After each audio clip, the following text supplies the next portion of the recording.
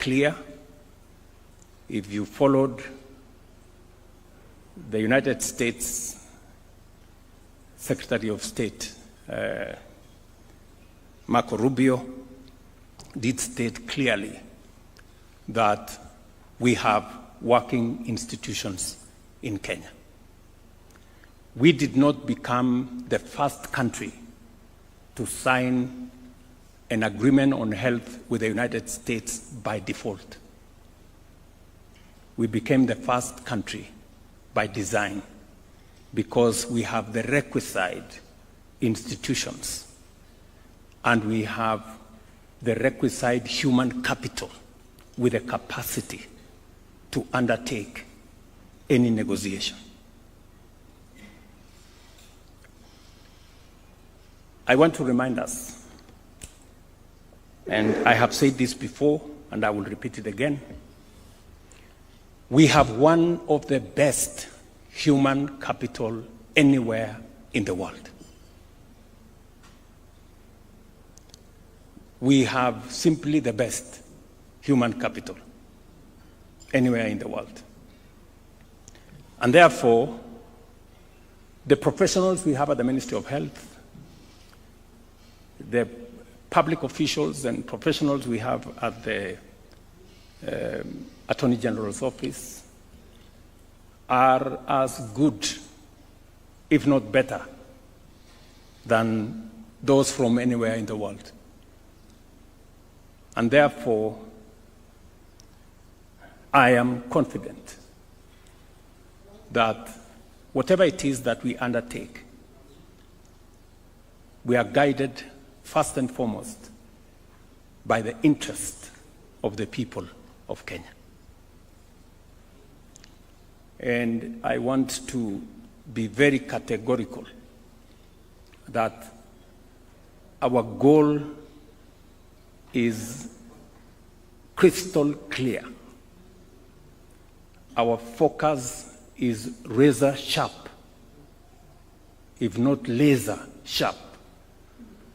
And our resolve and determination is that of steel on making sure that in every undertaking, we not only centralize the interests of the people of Kenya, but we pursue what is good for our nation.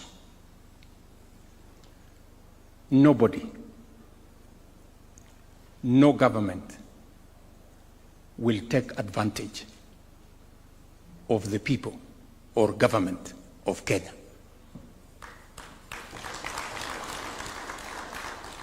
Let me repeat that again. Nobody and no government will take advantage of the people of Kenya as so long as I am president, because I am clear what we want, I am clear where we must go, and therefore there is no equivocation of whatever that the agreement we signed can undermine the interests of the people of Kenya, including matters to do with our health data. The Office of the Attorney General, and she's here, went through the agreement with a tooth comb to make sure that when it comes to matters data, the law that prevails on data that belongs to the people of Kenya is the Kenyan law. That is with clarity. And I also want to assure us that knowing the United States, not just as a friend of Kenya, but as a viciously democratic nation, they will not allow their officials to take advantage of us or any other country.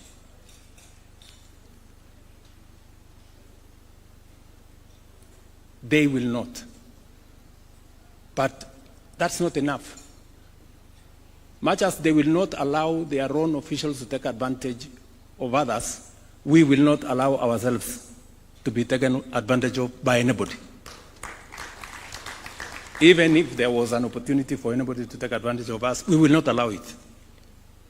So, I just want to, because I know health is actually a shared responsibility in some way between the national and the county governments, and the resources that we have sought to assist us in this sector. The government of the United States themselves, they made a decision that they don't want to give their money to NGOs.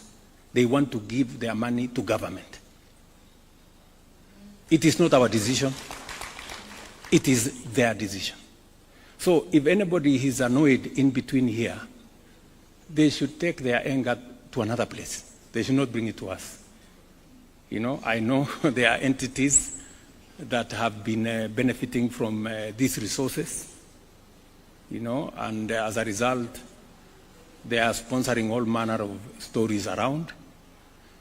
If they have a problem with the current structure, they should go and talk to the government of the United States, because they are the ones who decided that for efficiency and efficacy, they want these resources to come directly to government and to give assurance to the county governments here that those resources will find their way to our counties.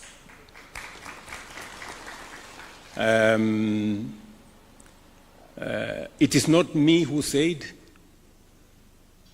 it is the government of the United States that they did not want to continue funding the NGO industry. It is them who said. So, tafadhalini, please. Kama kuna mtu amekasirika kwa sababu, you know, walikuwa wanatengeneza pesa, sijui wako na maofisi kubwa kubwa, naendesha gari kubwa. Sasa mnatuuliza nini? So I just wanted to clarify that particular point so that we are clear. And let me say this finally, that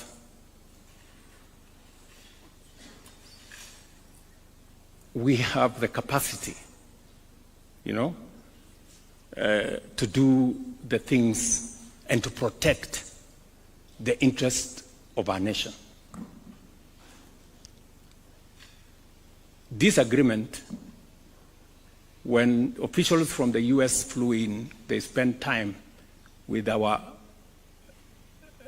officials, very professional people, and they were amazed at the capacity that Kenya has. Some of the things that we do using our own public officials, others look for consultants to help them do it.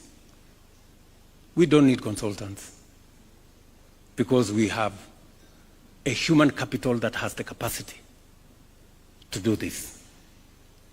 I wish we could believe in ourselves more than we are doing. I mean, for anybody to believe that we can be shortchanged, they are actually telling us that we are not very intelligent. I mean, surely, honestly. We should believe in ourselves, good people. We have what it takes to deal with anybody. You know? So, and I am very proud of the relationship that we have with the government of the United States. It's a solid relationship. Many would want to ask, what is their interest in our country? Every country has their own interests.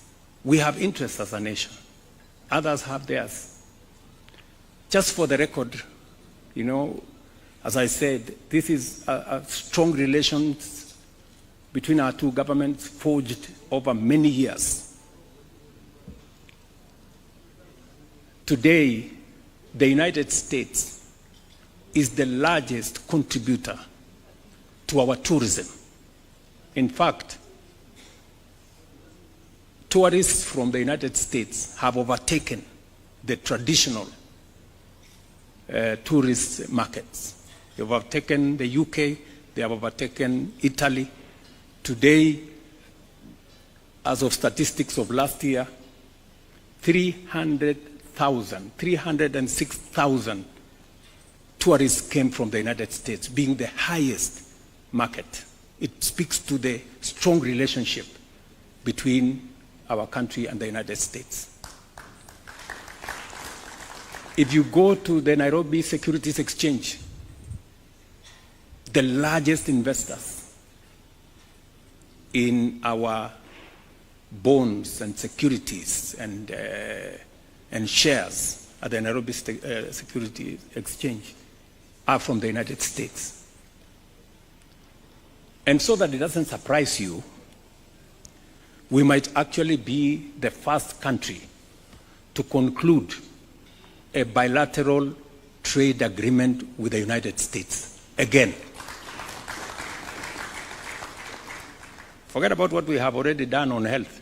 We might be the first ones to also complete our bilateral trade agreement with the US. When I was there, I did meet with the US trade representative. I have sent C.S. Lee Kinyanjui here twice to the United States. Why? Because the United States is an important market for us. We sell close to $800 million of goods to the United States. In fact, it is among the markets that we have kind of a balanced trade. And I have the undertaking of the US government that within early January, we will be the first country to conclude a bilateral trade agreement, even as we negotiate on the AGOA issues. So, these things we are not doing is not a game of guesswork. It is not trial and error. It is intentional. It is deliberate. And it is because we are focused on what we want for our country. I just thought I should make, because I'm speaking to leaders from across the nation here, so that you can for a moment believe in yourselves. We can for a moment be positive about our country.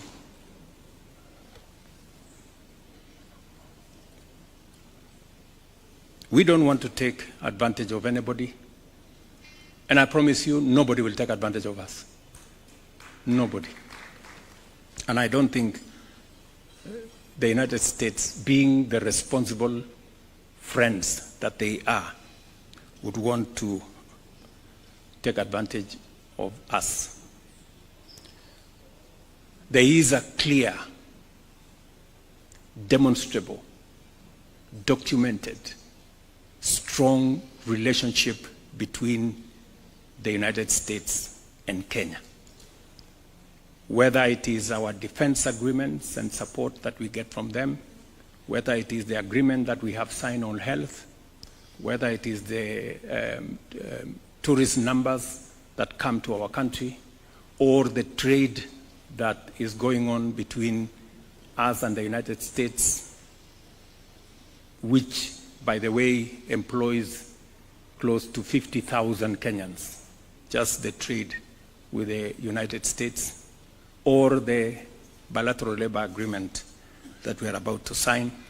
It speaks to the strong relationship between our two countries. And it is in that context that we are engaged. As I conclude, I express my very deep gratitude To all governors, cabinet secretaries, the State Department of Devolution, and the IGRTC for your dedication. Let us sustain the spirit of consultation and partnership, and let us remain focused on our shared goal, a Kenya where every county thrives and every Kenyan feels seen, heard, and served as we deliver on the promise of devolution. I thank you.